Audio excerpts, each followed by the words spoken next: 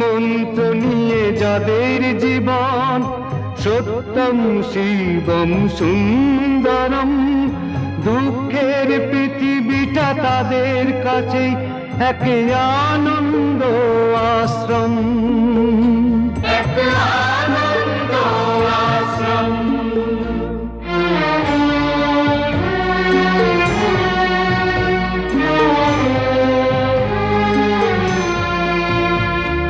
ধূপ চিরদিনই গন্ধ বিলায়, সে তো নীরবেই জ্বলে মরে, পরের সেবায় সে হাসি মুখে নিজেকে যে ক্ষয় করে।